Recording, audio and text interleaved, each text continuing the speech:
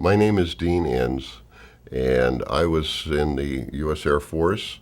I was stationed at Korat, Thailand between October 68 and October 69. My job was broadcaster. I found when I got there, we all got kind of a little bit of an audition, and I'm equating it now, having read Harry Potter, with the Sorting Hat, where they put it on, and if you were a news person, they put you in the network newsroom. If you were a broadcast talent, on-the-air talent, they put you in different places. They kept me at Korat, and everybody was short of personnel, so we worked for the first 3 months, 7 days a week, about 12 hours a day. We were, the most of us were what were called bypass specialists. We didn't go to the broadcast school. We didn't learn our trade. We didn't learn how to be a jet mechanic or how to fix a truck or anything else. We already knew what we were doing. I'd been working in it for 4 years, already had 2 years of college in it. When I started out, I went to basic training. I had a dossier with letters of recommendation, and one of my bosses was Dick Van Dyke, and you did an audition, and either you were good enough or you weren't. And so we showed up for work, and our job, we knew there were a lot of guys out there that just wanted to keep up. We had the news, we had the weather, we had the sports. The weather was, you're going to get rained on today, and it's hot. So the rest of the day was some programs that we had to play. They came out of network. They were Gene Weed, Chris Noel, things that were the standard things. We tried to fill in the extra, the empty spots with local stuff. We had Joe Ramsey did country, Dick Stork did middle of the road in the morning. I did rock and roll, and I kind of programmed all the rock and roll music.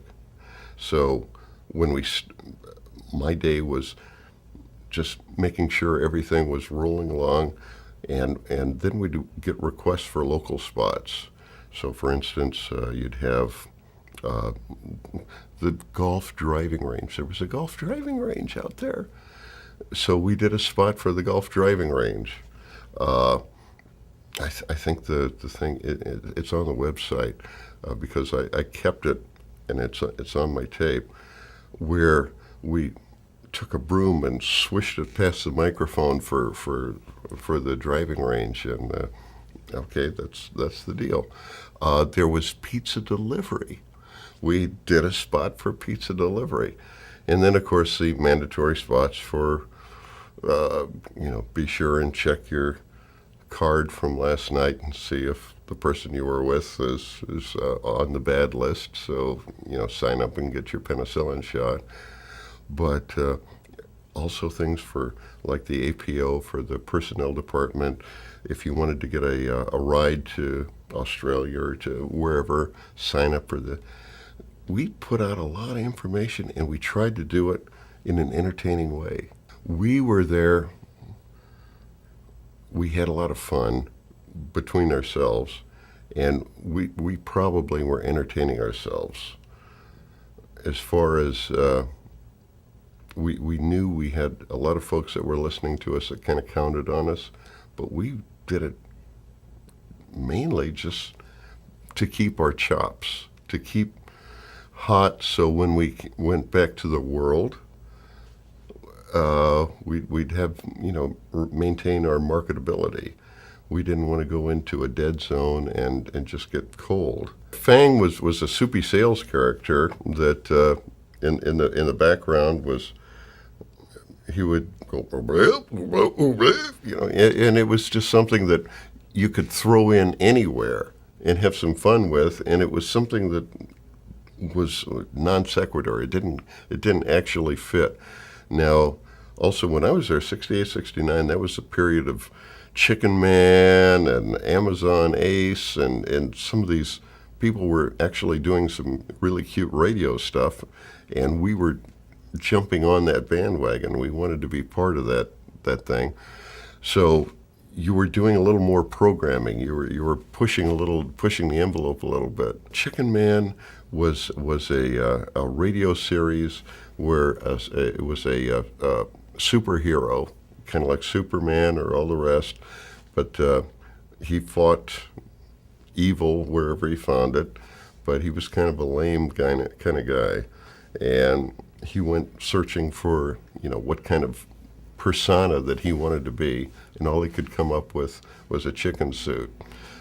He tried a bunny suit, but just everybody wanted to hug him, so a chicken was about as good as he could get. So he would go and go fight evil wherever it was. Had a large dose of self-importance, and he was fun. And people would say, "You idiot." So that was all part of the gag. The same guy that did Chicken Man also did Amazon Ace, and Amazon Ace was a character that was hanging out in the Amazon and had the commissioner from the port and with a very British accent, and his faithful sidekick was a guy named Bernie, who was an Indian, an American Indian. And instead of being a proper faithful sidekick like we grew up during the period, and you had the Lone Ranger and Tonto, the faithful sidekick. Amazon Ace's faithful sidekick, Bernie, was an Indian from Cicero, Illinois, and he talked with kind of an Italian accent. But that's the craziness. That was just fun stuff that we would do. So we kind of took some of those things, brought them with us. I had a whole group of those tapes, played them for the guys. They loved that kind of stuff. And we would kind of build upon that. And that was that period. I don't know if anyone else that you talk to would point out, okay, we worked 7 days a week for a while there. Day off, what's that? 10, 12-hour days, okay. But then we'd be down in the production studio in a group working on ideas and things just because we wanted to. Because, okay, let's do this. Can you come up with something for that? We'd bounce stuff off each other. I bought the world's worst guitar, and we'd sit there and jam and sing to that. In fact, I think I sent that home with me. And, you could drive nails with a guitar. It was awful. Thailand wasn't famous for its great guitar manufacturing anyway. I did get requests. On the weekends, I had a show that went network-wide, and so I'd get calls from all over the place. But back during that time, there was no rap radio and hard rock, headbanger radio and top 40. Everything came out of one radio station, even in the States. It hadn't, separated and hadn't gotten so small.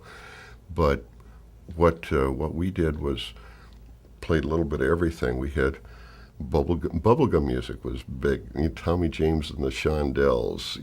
That was the joke was if you dance to bubblegum music, will your feet stick to the floor? Oldies, people loved oldies, and now I'm going to share this with you, and you got to promise not to tell. But the all-time greatest inside joke for if you want to make some money at a bar bet or something like that. When we first got there, we had these 16-inch records that came from France when they closed down the station there, with all the real oldies, Jerry Lee Lewis and all the great stuff. And they had Annette Funicello. Now, on those, but I guess because of military law or something, you had to put on who the backup band is. So Annette Funicello's backup band, it doesn't appear on the 45s or anything else. On the military version is Annette Funicello and the Afterbeats. So that is the all-time great rock and roll trivia that only somebody in the military playing 16-inch records would ever know, because it doesn't exist anywhere else. It's with Dick Stork. Dick was the morning guy, and we all lived in the same barracks together, so we had to kind of deal with each other. And Dick was all just bright-eyed, and his term was chippy tooth. You know, he'd be out, yeah, okay, it's a wonderful morning. He'd come on after me, and he was organized, just kind of okay, let's do this, this, and this. And after all these years, he hasn't changed a bit. Gene Warman, that didn't get here, he was a news guy. He was just kind of fabulous up and down, you know, just a straight news guy. A lot of fun. Jay Albright. Jay was probably the person that helped us realize where we really were in Thailand, and enjoy and open ourselves up to the culture, learn some of the language, and say, you know, this is really a wonderful opportunity we've got to spend a year someplace that's totally out of where we thought we'd be. Jay McLean, Jay originally had the all-night show, and we switched so I could kind of go crazy with what I did. And Jay was what we wanted to be, a top 40 disc jockey with the big booming Texas voice. And, you know, if you had the pipes, you wholly hoped you could grow up and be Jay McLean.